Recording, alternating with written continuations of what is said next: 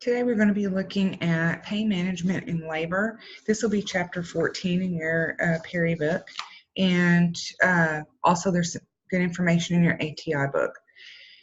First thing we want to look at is when nursing care is applied to a patient in labor, safety of the mother and the fetus are the most important considerations. Assessment of mother and fetus should always be priority before administering any kind of pain medication during labor. Pain's also a very personal experience, and it is what they say it is. There will be some women that come in who, especially on their first baby, who say that they do not want pain medication or that they don't want an epidural. And, you know, we acknowledge that, but also we tell them they have the right to change their mind during labor, because we also know that they haven't experienced this pain before, and we want them to know that it is available if they want it. Some women don't get it just because they come in and they're dilated a little bit too much to be able to receive an epidural or any kind of pain medication. If they're much past an 8, we really have to evaluate where the baby's at, imminent delivery, things like that. If you administer an epidural or an opiate to a patient and they're going to be having a delivery within an hour, 30 minutes even, then we have to really be careful, because then the baby can come out very sedated and we're resuscitating the baby. So a lot of times they come in and it's too late, or if they wait too long, it may be too late. First thing we want to do is understanding pain during labor. It's visceral and somatic. Visceral is during the first stage of labor. They have uterine contractions and cervical dilation. During these contractions, what happens is there's ischemia and decreased blood flow to the muscles. Pains carried through the T10 to the T12 and L1 spinal nerve segments, and that's your dermatomes, okay? There's a paper here, that sheet that I posted for you, dermatomes. You'll need to know what dermatomes are, because we have to assess those when they're in labor and have an epidural.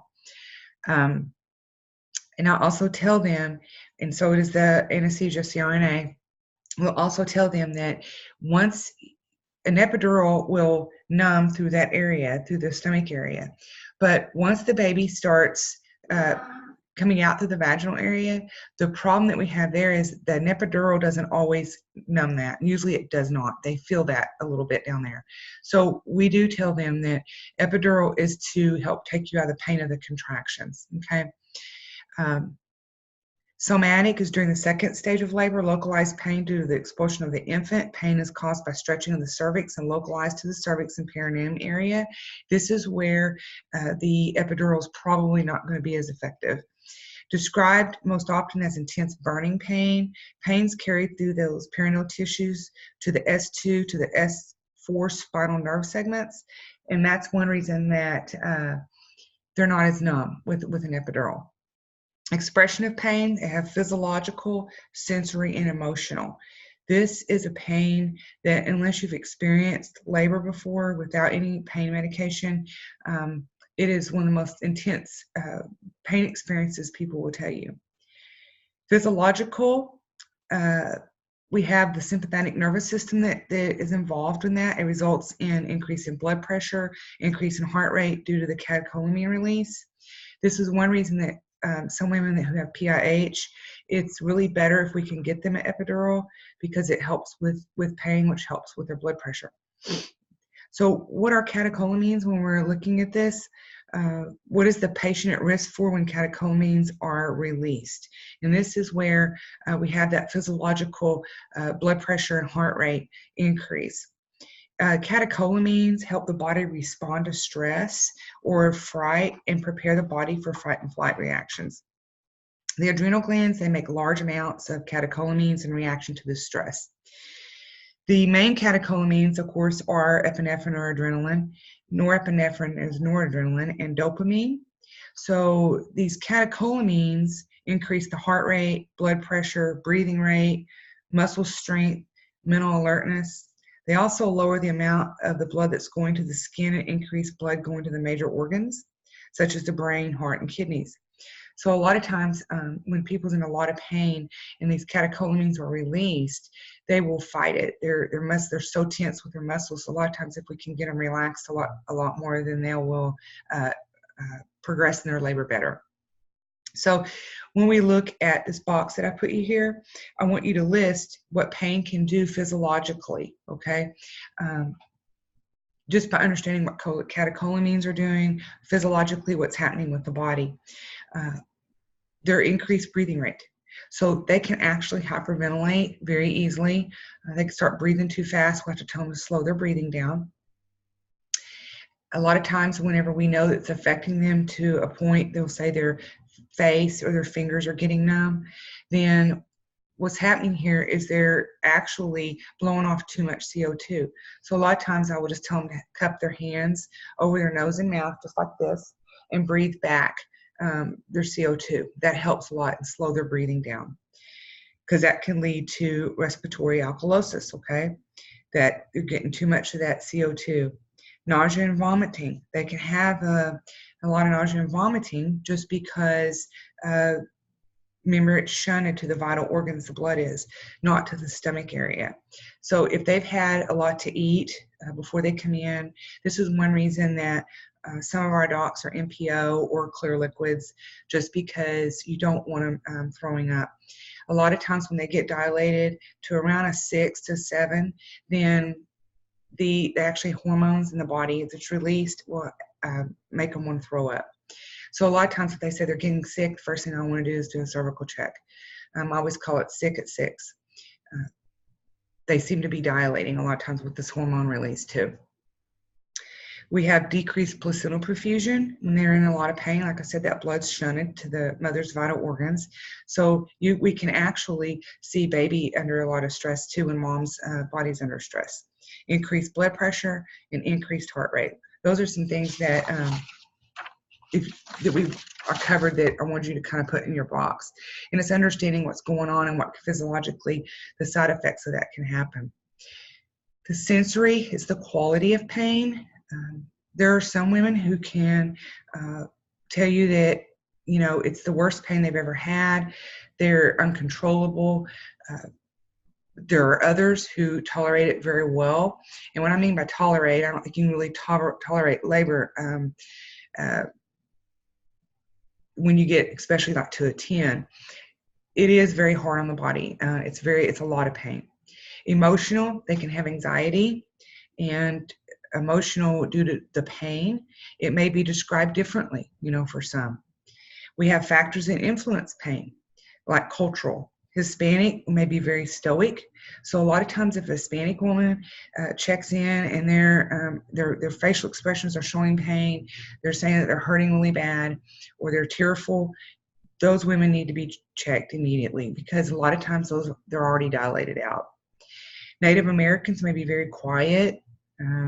Chinese may speak with a soft voice, or they may speak through a male partner. We have some that come in, especially with our Chinese, that the male will say what the female wants. And that may be hard for some people to accept, but that's how their cultural is. And a lot of times they want to be very informed, the male does, of what's going on. And then, of course, like I said, the physiological. Assessment of pain, you're always assessing pain and safety of the mother and the fetus. How often is pain affecting their outcomes, you know? How's baby looking because of their pain? How are they able to, with their blood pressure? Is their blood pressure all right? Is their heart rate okay? So how is pain affecting their physiological response? If a patient has severe pain with previous labor and delivery, it may cause increased anxiety. Maybe they don't want to go through what they did before. Does the patient have adequate support present? Did patient attend the birthing classes? That is very helpful. We do have birthing classes. A lot of hospitals have them. Usually they'll attend 3 to 4 birthing classes before delivery. So we try to catch them right after 7 months pregnant, somewhere in there, but before they deliver. Because they can help with breathing. We explain what pain control options that we do have. A lot of times we'll have a CRNA come in and talk with the birthing classes, with the patients that's there. We do tours. They can actually see where they're going to be going through labor. Also, does the patient have a birthing plan? We do have patients that come in who will want a birthing plan. We do our best that we can to stick by the birthing plan that they want. A lot of times we tell them, of course, a lot of times on birthing plans, they say that they don't want a C-section. Well, I don't think anybody comes in and signs up, just wanting a C-section. But there are times that we tell them that we may not be able to do this if there's an emergency. And most of them understand. Non-pharmacological management, there's a lot of things that we can do if they're not wanting pain medication, and things that we can do before the need for pain medication. Positioning. Some patients will not want to lay flat, of course, because they feel like it hurts worse, and it does. So a lot of times we'll set them up just a little bit, maybe, and we want to tilt them on the right or left side. But a lot of times they want to be able to roll over further, and that's fine. As long as we can keep baby on the monitor, then it's not a problem. Breathing techniques. If a patient's not had any kind of classes, then the best thing to do is try to catch them before they start dilating, and be able to talk with them about the breathing. Okay, slow, deep breaths when they're in pain. A focal point, if they can bring something. Some people will even bring music. You put their earphones in and listen to music, and that helps them. Relaxation techniques. Again, a lot of times family are wanting to come see the patient when they're in labor. Once they start dilating, I think one of the last things that people want is a lot of them at their bedside. So we try to set up a code word a lot of times if they don't want that many family members in that they can use, and then we can ask family members to leave. We try to keep it around 2 at a time. Of course, you'll see more in there. A lot of docs let them, but usually when the patient starts in a lot of pain, we try to start controlling how many visitors that come in the room. Massage, that can be very helpful, especially when they're having, when they get further dilated. I mean, we talked about the sacral pain that they have. If they can have their partner like put their fist in the sacral area and massage it, then that really feels really good for them, especially if they haven't had an epidural. Application of heat and cold. We have to be careful here sometimes. If they've had like Stadol, Nubain, we'll talk about those a little bit later. Those are opiate drugs. If they have those, we have to be careful sometimes because they don't really feel sensory as well, and we don't want to burn them or cause any kind of problems with keeping cold on too long. And then the whirlpool. There are some hospitals that have the whirlpool that the patient can get in and let those jets and the warm water hit them. And mainly it's their back that they'll feel a lot of pain in, especially if the baby is what we call occipital posterior OP. Now, when we talk about pharmacological management, always assess your maternal and fetal well-being before administering any medication. We have to actually do a fetal strip analysis and chart it before we give pain medication, because like I said, you don't want to give pain medication if the fetus is having D cells, because what we're going to do is we're going to depress their central nervous system even more, so we need to be very careful there. We also want to make sure that mom is doing okay before we give her pain medication. We always want to administer pain medication during a contraction when when they have an IV. Reason being is because during this contraction, there's decreased blood flow during a contraction. So that means that there's decreased blood flow to the placenta during a contraction. So if we give the pain medication IV while they're having a contraction, it's decreased, actually decreased medication that goes to baby. They're a fall risk, so if they're still able to get up and go to the bathroom, we need to be careful. Make sure that they have someone to help walk them to the bathroom. Another thing we want to do before we give pain medication is check dilation before administration. Like I said, a lot of times they might start hurting really bad, and you go to check them and they're 8-9 centimeters. We don't want to give an opiate if they're that far along. We have Seconal. I'm going to go over some of these here with you. You may hear my cat in the background. She's walking around here. Seconal is a barbiturate. We don't give as many of these as we used to. Phenergan, we don't give Phenergan IV at McAllister Regional. Other places still do. It helps with, actually Phenergan helps if they have if they have a lot of anxiety, then the Phenergan really does help. Valium is a benzo, and always remember your antidote to a benzo. It's different than Narcan. It's Romazicon. And then Ativan. Sometimes if they've got a lot of anxiety, they may give them something like Ativan. When we have opiates, I'm going to talk about the agonist analgesics. You always want to be able to have Narcan available. Demerol, again, we don't use Demerol anymore at McAllister Regional due to possibility of a neurotoxic syndrome. We really see that more in elderly, but they quit carrying or allowing us to give Demerol for that reason. But other places may still give Demerol. You can give it IV. And Dilaudid, it's a good drug, but the problem with it is it can cause severe central nervous system depression. Fentanyl is usually given through an epidural. It's short acting. That's the reason why they want to give it an epidural. And Sufenta, again, a lot of times you'll see it given an epidural also.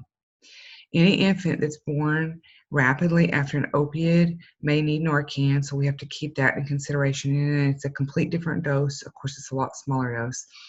There's a safety risk when putting or when getting up after administration of any of this medication. So we want to have them ask for help if they're going to get up to the bathroom, if we're going to give them like IV Nubain or Stadol. That's what we give at McAllister Regional is Stadol now. We used to give Nubain a lot. They're both the same class of drugs. They're agonist-antagonist drug. So that's what I'm going to talk about next. Opiates is your agonist-antagonist analgesics. Nubain and Stadol. Morphine, we have one doctor who likes to give morphine, but he likes to give it sub-Q, so it'll last him a little bit longer. The Nubain and Stadol works really well because we give it IV. Now, we can give different dosages. Like I said, the Nubain is 5 to 10 milligrams usually, and then the Stadol is 1 to 2 milligrams. It's a little bit stronger, so we don't want to give 5 to 10 milligrams of Stadol. So these drugs are really great early in labor. The drawback to using these is the fact that Stadol and Nubain, even morphine, but really Stadol and Nubain, the best dose is the first dose. Okay, it seems like the subsequent doses that we give thereafter, it does not work as well. We don't go in and just tell these patients this just because I don't want them thinking, well, the second dose isn't going to work, because it may work and it's going to help, but it may not be as good as the first dose. And we just see that over time, being in labor and delivery, it just doesn't work as well. And a lot of it may be too, they're progressing and the pain's getting a lot worse too. I've got a box here for you out of your ATI. It's opioid agonist. So basically, we're going to look at medications just like we have in the past. We want to look at their class.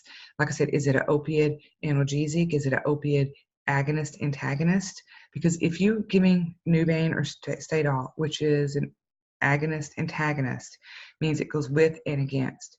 If you have a patient who's a opioid street drug user, high doses that they've used and they're currently using right now, then you have to be careful giving these drugs, because you can actually cause withdrawal syndrome because of the antagonist effects with it. And if you're not familiar with those terms, go back and look. We went over the agonist antagonist at the first of the last semester. And you've got a list of them here. Like I said, I went over the Demerol, the fentanyl.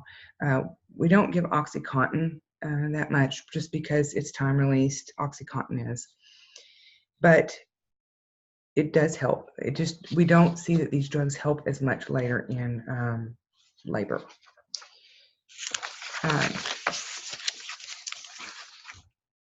When we're looking over here at the expected pharmacological action, then we look here and say these medications act as antagonists on the mu receptors and agonists on the kappa receptors. So that's what can actually make someone go into withdrawal. Compared to a pure opiate agonist-antagonist have a low potential for abuse, causing little euphoria, so they don't have as much euphoria as with the opiate agonist. In fact, high doses can cause adverse effects. It can cause anxiety, restlessness, and mental confusion. Less respiratory depression. That's one reason we like to use it, because we have fetals also that we have to look at. Here we have a fetus, and we're looking at our fetal strips when we're giving this med. It's a little safer, agonist-antagonist is, than just giving a straight opiate agonist. And there's a less analgesic effect. So opiate analgesics such as your Demerol, fentanyl, things like that, Stadol, Nubain, all those act on the central nervous system to decrease the perception of pain without the loss of consciousness. The client may be given opiate analgesics IM or IV, but IV routes recommended during labor because the action is quicker. And if you've ever been in labor and you're needing a pain medication, you want something to work now. Like I said, early into it, you may have a doctor who will want to give it sub-Q. Adverse effects, of course, it does cross the placental barrier, but that's one reason that we want to give it during a contraction, because the baby will get less of it. It can cause hypotension. Again, we need to watch their blood pressure when we're giving these medications. With client education, you want to explain to the client that the medication will cause drowsiness. It usually does help them rest a little bit, and they're like, good, bring it on. Instruct the client to request assistance, like I said, when they're up, getting ambulation, nursing actions prior to administering any kind of medication that has an opiate in it. Then we're going to look and make sure that labor is well established with the fetus. Administer the antiemetics as prescribed with it. A lot of times, some of these medications, actually opiates, can patients will say it's making me sick. So we may need to give like Zofran. Usually we have a standing order to give 4 milligrams Zofran IV push. And we want to monitor those maternal vital signs, uterine contraction pattern, and continuous fetal heart monitoring.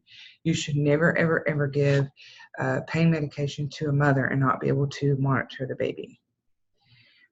When we have like Phenergan, Vistaril, we give Vistaril PO a lot if we're gonna like maybe do an induction the night before, and with Cytotec.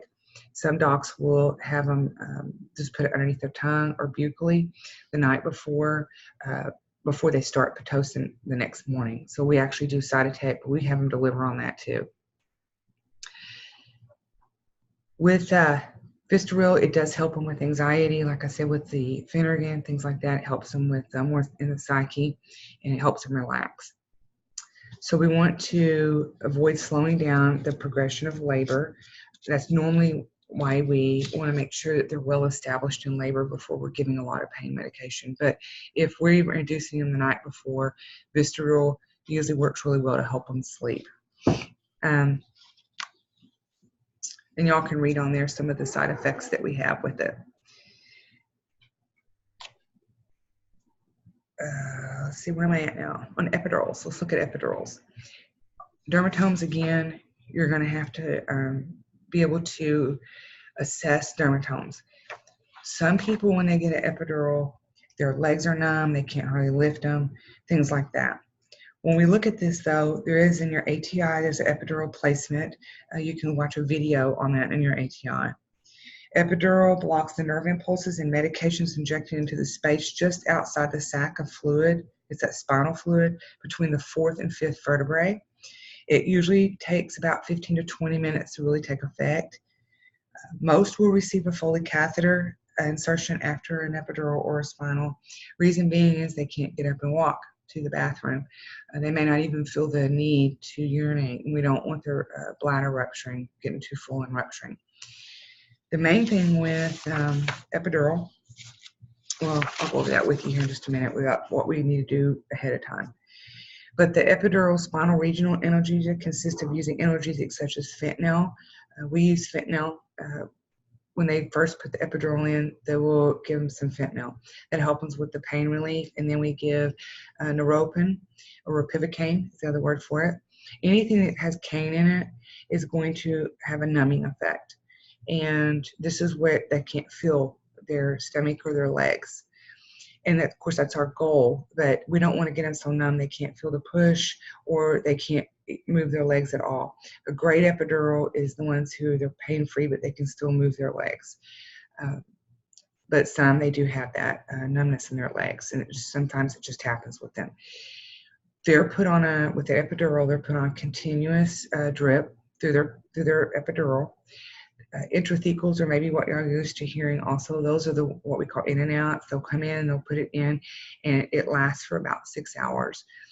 So if we know that they're going to deliver, sometimes if we just need to get immediate pain and we think they're going to deliver pretty quick, they'll want to do an intrathecal real quick and not do the epidural or the spinal.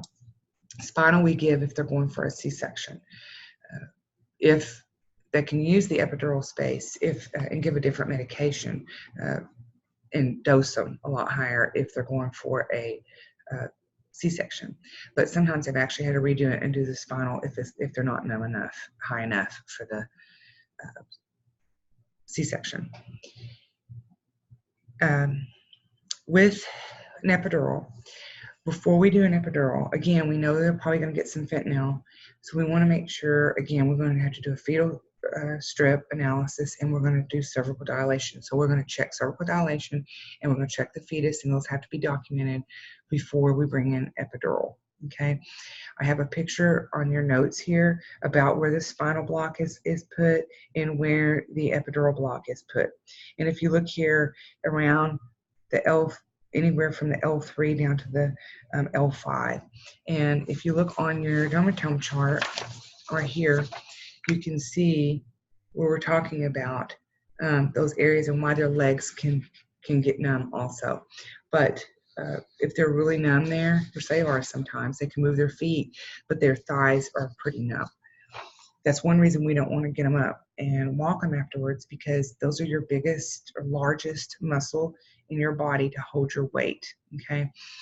Also, after they have the baby, we stop or take the epidural out. We as nurses do that. We take the epidural out, and we still have to be careful.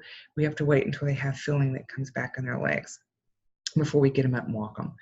But benefits of an epidural: it allows rest for prolonged labor. It relieves pain. Patient remains alert, and that can help deal with exhaustion, irritability, and fatigue. Like I said, it's not unusual for girls who come in, and once their water breaks or the doctor comes in and artificially ruptures the membrane, the pain is so much more intense because that baby's head no longer has that fluid or that pillow between the head and the cervix. So it's a lot more pain that they start having, a lot more intense too. They're like, get me an epidural.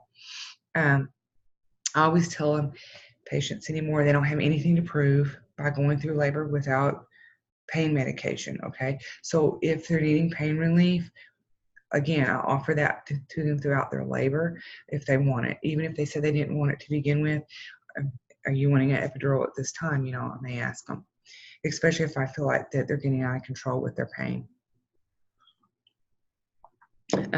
Disadvantages: it can cause a sudden drop in the blood pressure. Usually it will, okay? Not maybe a sudden drop, but it's going to lower blood pressure. We know that for a fact. It's going to lower it. To how much and to the extent, everybody's a little different. So how we help to prepare for this situation that can happen is you want to bolus a patient, either LR, normal saline, at minimum of 700 mils, minimum. And you want to do it within that 20 to 30 minutes of getting that epidural. That's going to help be a volume expander and help with keeping their blood pressure up. We also have standing orders that we can give some medication if we need to increase their blood pressure if it drops too low. But we want to definitely make sure that we bolus a whole liter, and then they'll come in and do the epidural.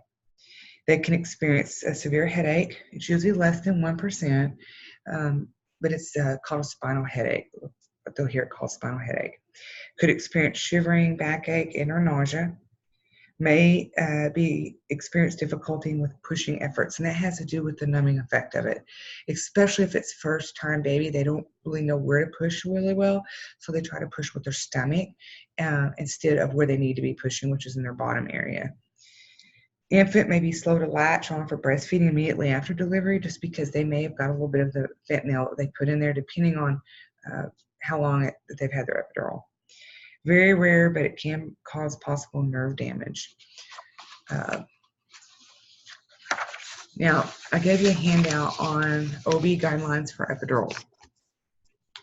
This is something very important, okay? Because any guideline through your board of nursing, you're responsible to know. If you go before the board and you say, I didn't know, no one told me, that's not going to work. These are posted on the Oklahoma Board of Nursing website, which I posted it for you here. There are two different guidelines. There's one for epidurals for obstetrical patients, and then there's one for epidurals for non-obstetrical patients. So I'm just going to talk about the obstetrical patients at this point. Here, they give you a list of definitions of kind of what you're talking about here when they're using these words throughout their guidelines. What I want to mention to you is the educational training. This is what you must have before you take care of a patient that has an epidural or a spinal. And these are the minimum requirements that you have to have through the Oklahoma Board of Nursing to be able to care for a patient that has an epidural. So it says here, the nurse providing care for the woman during labor must have documented education and documented competency and ensure his or her practice is guided by agency policies and procedures. The education must include, but it's not limited to, so this is going to be the minimum bones that you're going to be able to have to take care of a patient that has an epidural or spinal. You have to know the anatomy and physiology of the spinal cord and column, dermatomes, and location of the catheter placement, okay? Which we've already talked a little bit about that. And again, your key in your McCusin, I call it key pharmacology because that's what used to what it's called. McCusin pharmacology book is very good. It has a very good section on epidurals. But the pharmacology and complications related to the analgesia, anesthesia technique, and medication, it's your responsibility to know the pharmacology that is basically it's in that bag. Is it a mixture? Is it fentanyl and ropivacaine, or is it ropivacaine only? Okay.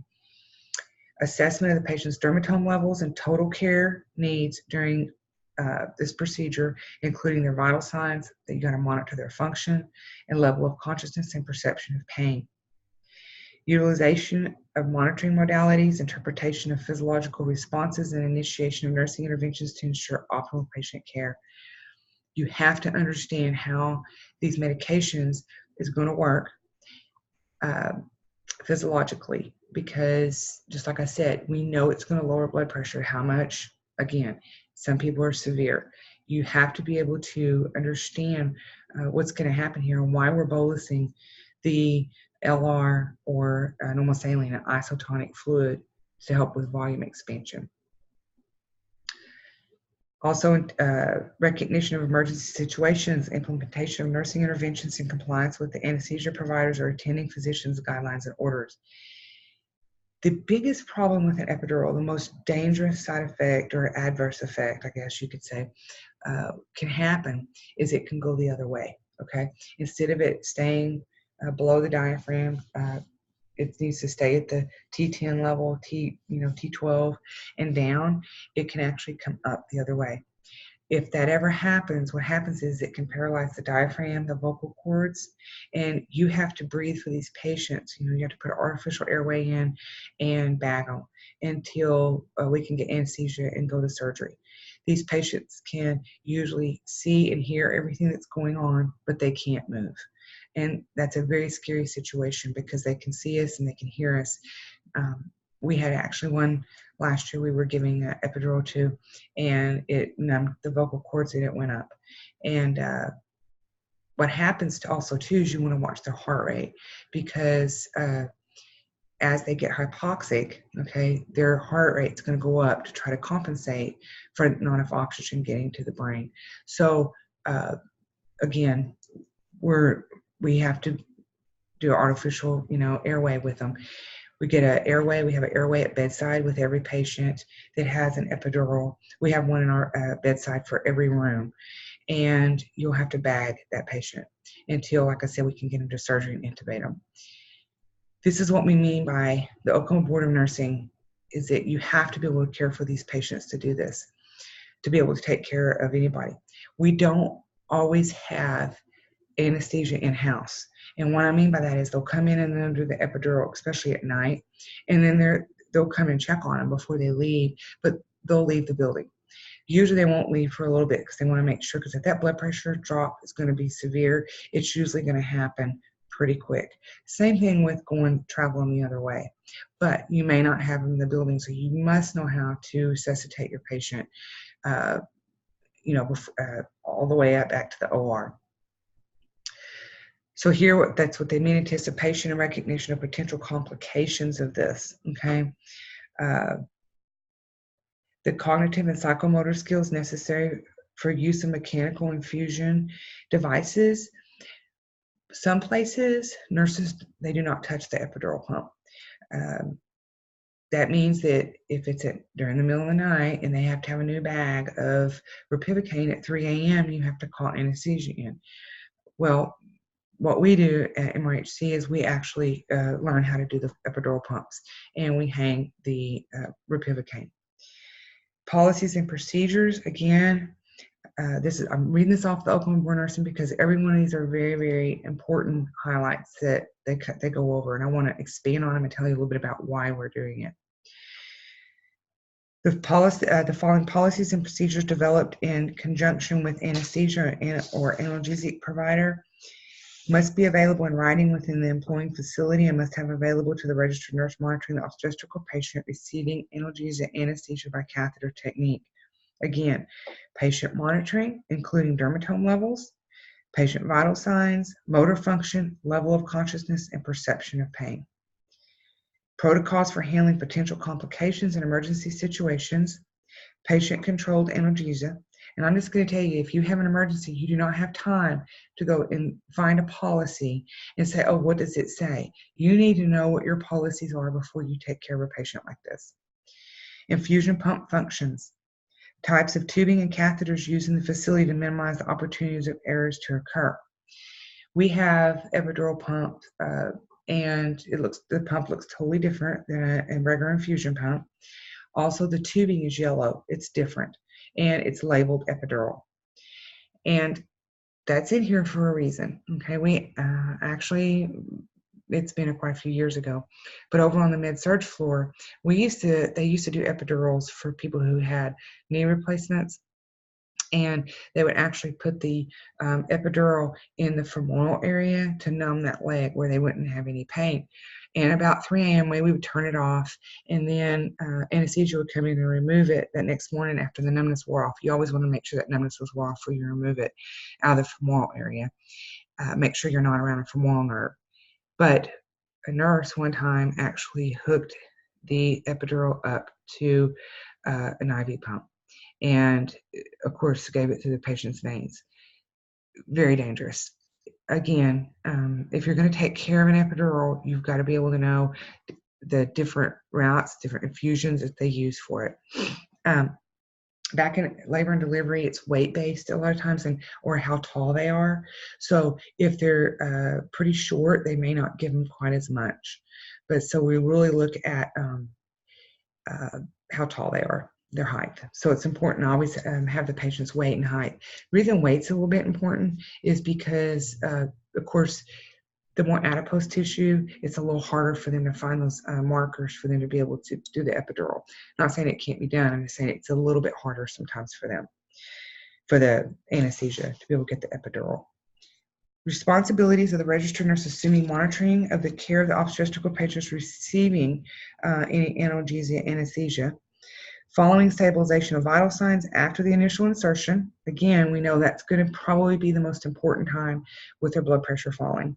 Initial injection, the bolus injection, rebolus injections, or initiation of a continuous infusion. A lot of times what they do is once they get it in place, they call it a loading dose. They give us a loading dose to help them some pain, because it takes a good 15 to 20 minutes for the epidural to start working. So a lot of times they'll give them that bolus dose. What they call it a test dose also. Test dose is very important. No patient on a test dose should become extremely numb. If they do, that's a positive test dose. We don't want that, okay? That usually tells me it's going to travel the other way. They're too numb too quick. And when you lay them back, it's going to travel. Now, what it says here under the Oklahoma Board of Nursing rules is that the nursing communication with obstetric and anesthesia care providers may. What we can do is monitor their vital signs, their motor function, which is their dermatome levels too, level of consciousness and perception of pain. Monitor the status of the fetus, because we have to be able to do that. Replace empty infusion syringes or infusion bags with new pre-prepared solutions containing the same medication and concentration. At any time that they're wanting to change the medication, anesthesia has to come in and do it. We cannot do that. According to those orders provided by the anesthesia care provider. So if they doctor wants a different concentration, which they normally don't get involved too much with that, they let anesthesia take care of it. But if anyone ever, they want to change the rate even, we cannot do that, okay? We have to be able to replace a bag at the same concentration and rate that they were getting it when anesthesia started it. We can replace empty infusion syringes. Like I said, if it's an empty bag, we can replace it. That's one reason it's important to know how to set an epidural pump, because we have to be able to set those. Stop the continuous infusion if there's a safety concern or the woman has given birth. So we can stop it if we feel like it's an emergency situation. We can stop it. Now, we cannot restart it once it's been stopped. We can remove the catheter upon receipt of specific order from the qualified anesthesia and physician's order when educational criteria have been met and institutional policy allows. We go through training and learn how to remove these. We want to make sure that little cath at the end's intact when we take it out. So when you're in clinical with me, we'll take out epidurals and I'll show you how we document that and do a safety check on that. Initiate emergency therapeutic measure. Like I said, we've got to be able to resuscitate our patient. The non-anesthetist registered nurse should communicate any nursing assessments or changes in patient status to the obstetric and anesthesia care providers. Here, we may not, okay, and it's put in bold, and it's there for a reason, okay? We cannot rebolus an epidural either by injecting medication into the catheter or increasing the rate of the continuous infusion. If a doctor, he can do it, I tell him, you can do that. I cannot increase or decrease the rate of the infusion, okay? If they set it at 10 mils an hour, it must stay that way unless they want to change it themselves. We cannot increase or decrease that rate. Reinitiate an infusion once it's been stopped. So once I stop that infusion for emergency reasons, I cannot restart it. Manipulate that the PCA doses or dose intervals. In other words, I can't change the bolus dosing that they can get. I can't change the mils per hour. Be responsible for obtaining informed consent. That is not our responsibility. Now, we can witness an informed consent, but we cannot be responsible for getting the informed consent for the epidural or spinal. Adjust the placement of the catheter other than removal. So if we don't feel like it's in the right place, you cannot insert it further. Or correct the placement of it if you feel like, because sometimes patients will roll around a bit and they, and it has been, doesn't happen very often, but it can slip out a little bit. And that is not, we cannot insert that. They have to be able to do that. So I'll go over these Oklahoma Board of Nursing rules because they're very good.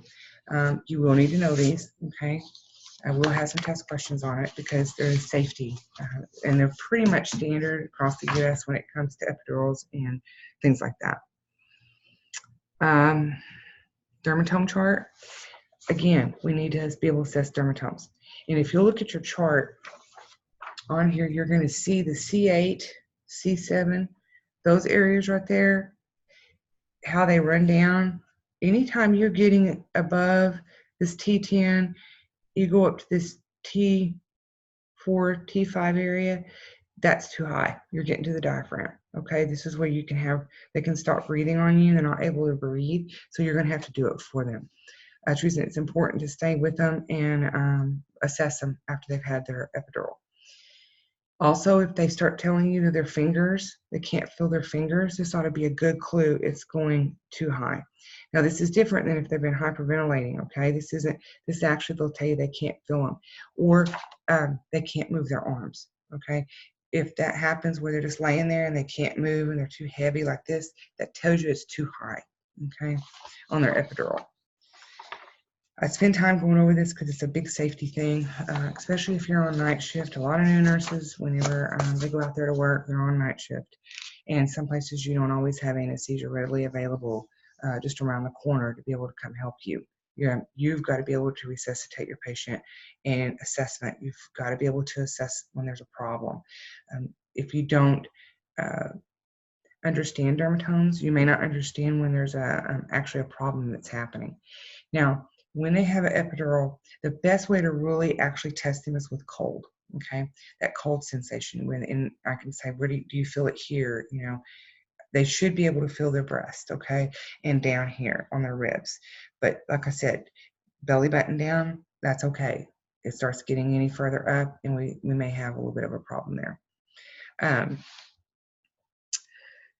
So what assessment intervention should the RN carry out before, during, and after administration of an epidural? That's something that you need to go back and say, okay, what is it that's safe for me? Before, what do I need to assess? Of course, I want to assess mom. I want to be able to do a fetal assessment, a cervical check, before I call in for an epidural. So assessment, that maternal fetal well-being, we've got to be able to document that stuff. Dilation, vital signs. Also, hemoglobin and platelets. Those should be drawn and looked at before you ever give an epidural. Well, I say you, we're not going to be giving it, but don't call in anesthesia if you have a 90,000 platelet, because they're not going to do it. They can actually cause a hematoma in the spinal area and cause nerve damage. So you don't also got to have to be careful if they got too low of a hemoglobin. Platelets are really important. So those are first things that we draw whenever we admit a patient. We get their labs, we get their CBC, which will give us our hemoglobin, hematocrit, and platelets, and then we get their type and screen. And report. So you need to be able to report those to your CRNA. Those are very important to be able to report to. So a lot of times when they're walking in, I tell them, okay, they're dilated to a 4, they're rating their pain at a 10, their platelets are 250, their hemoglobin, hematocrit's this and this, their weight is this, and they're this tall. So I can give a report to them really quick, and that way they're already able to say, okay, I can give the epidural, and I'm going to be setting it at this many mils an hour. Interventions before, make sure all your supplies are together. We usually get the supplies together to have that, to do the epidural. Bolus the fluid, minimum, like I said, minimum 700 mils prior to the epidural or spinal. And I don't mean 3 hours prior, within that 30 minutes before they give it. Apply the pulse ox. With our patients at MRHC, would they have a continuous pulse ox on them anytime they're in labor?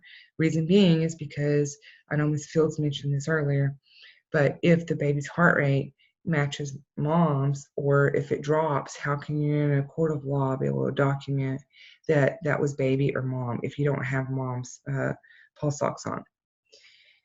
Emergency equipment to include any antidotes, client education. Okay, so a lot of times I'll tell them, if you're laying on your left side after you've had your epidural and you're getting a little too numb on that left side and you're starting to feel some on your right, we need to turn you, okay, over to the right, because it kind of goes that way. So it's kind of dependent, in other words. So we're going to try to reposition them often, because if you don't, you kind of keep them like a rotisserie chicken, because if you don't, they're going to end up getting dependent on that one side and get more numb and maybe feel contractions on the other side. Informed consent, our role is to be the advocate, is to clarify the procedure and options. It is not to explain it, okay? So our job is not to obtain the informed consent, but it's to be able to clarify the procedure and options with them and be that advocate for them. During timeout and documentation, so it's important that the anesthesia takes that time out to talk to them and get the informed consent. Positioning, Some depends on how they want to do it. Depends on who you have for anesthesia. A lot of them will have them sit up, and they'll have to curl around like this to be able to protrude their lower spinal area to put that epidural in. Some will want them to lay down. So it kind of just depends what they want to do. Either way, our assessment is still going to be the same in our monitoring. Support. We're there to help support the patient and tell them, okay, this is what, is going to happen next. And a lot of it's just to be there to support them and monitor their vital signs. Assessment and interventions, this is kind of afterwards. Never put a patient into a no-lumbar position after an epidural unless prolapse cord. Reason being is you don't want it to travel higher up than what it should. Vital signs, we're monitoring those vital signs afterward. Dover tome assessment and documentation. Maternal and fetal well-being. Foley catheter, we place it. I usually wait until the patients have a chance to get more numb down there so they don't feel their Foley catheter very much. Positioning, we want to alter those positions side to side frequently. When to notify anesthesia and attending.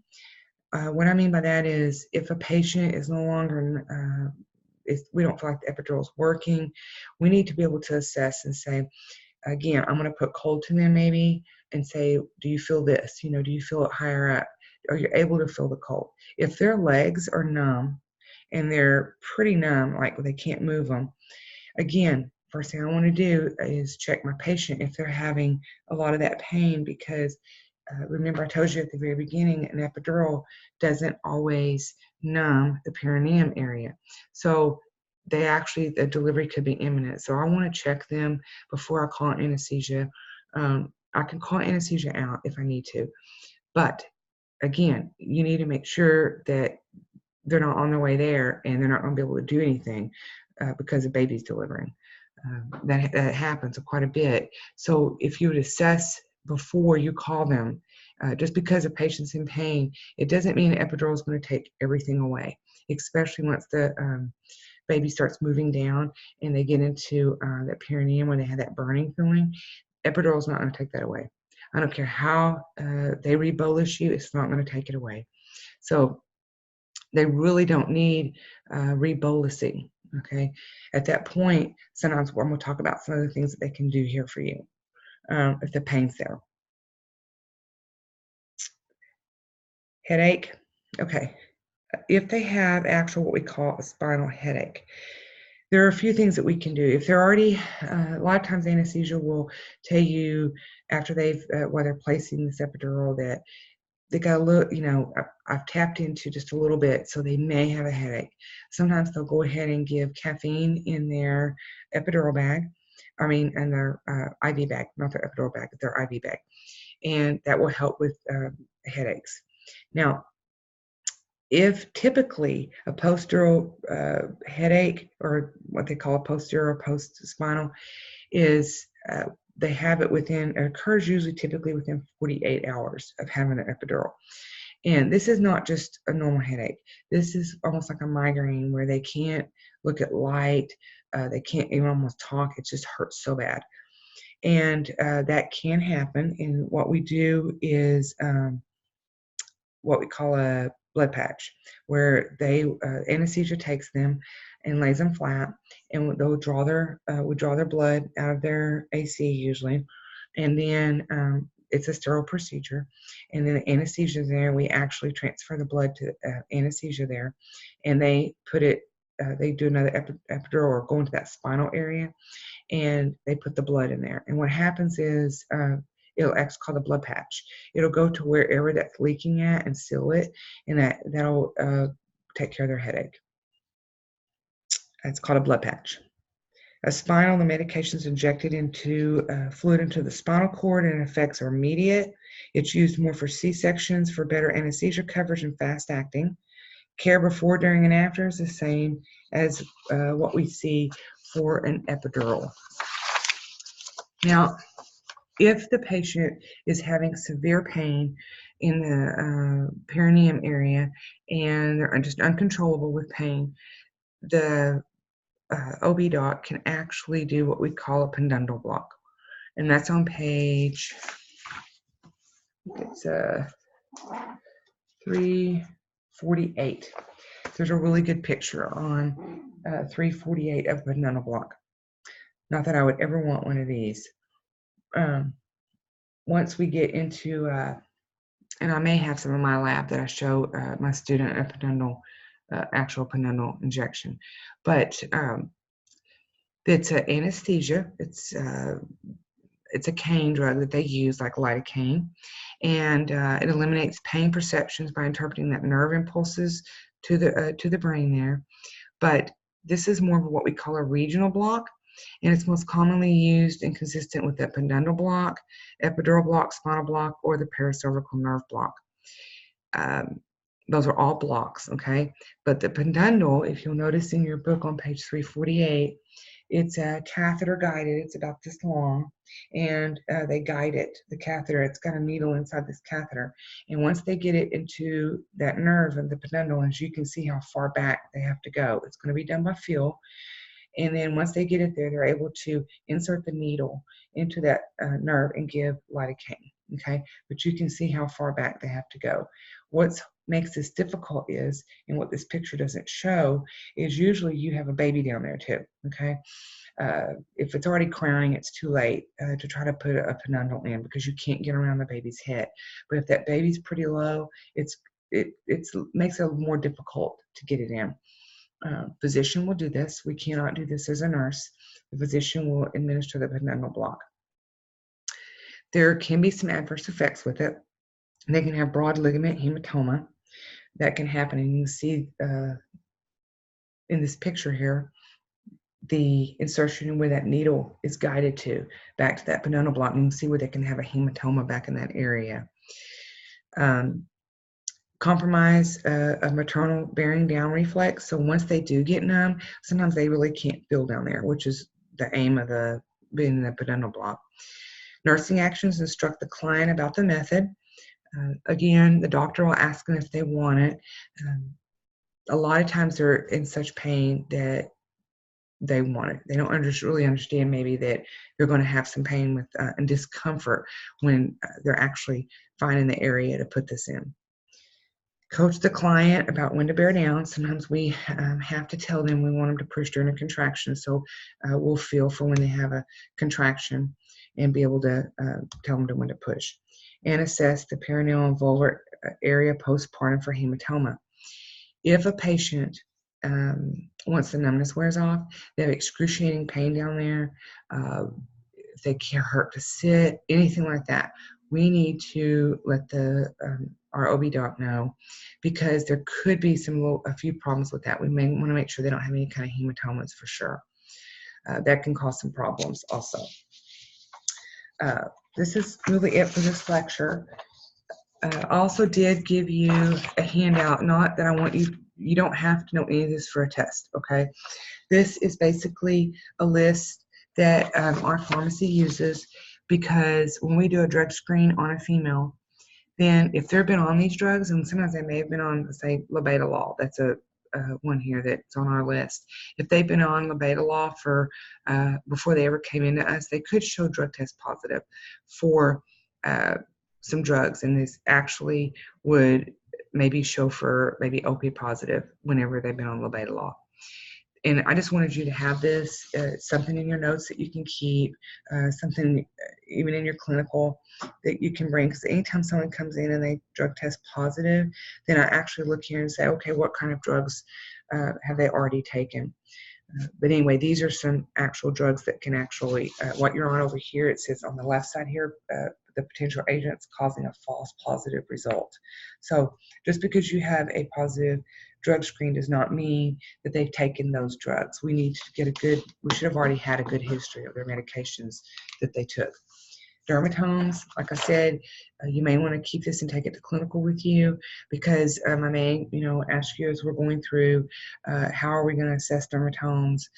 Again, if they're numb on their thigh and they can't get up, it's probably going to be this L3, L4 area that they've actually pretty numb with.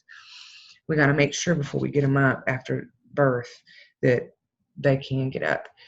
That's something also when they come back to the floor after a C-section, they've had a spinal, we have to assess those dermatomes before we get a patient up. Anyway, that's all I have on pain control. If you have any questions, just let me know. You're going to see a lot in clinical whenever it comes to epidurals, spinals. Hopefully I can get everyone in to a vag delivery and a C-section and be able to see some of these things that we do. And of course, we'll be administering the pain medication and things like that back in labor and delivery. But if you have any questions, please let me know. Don't hesitate.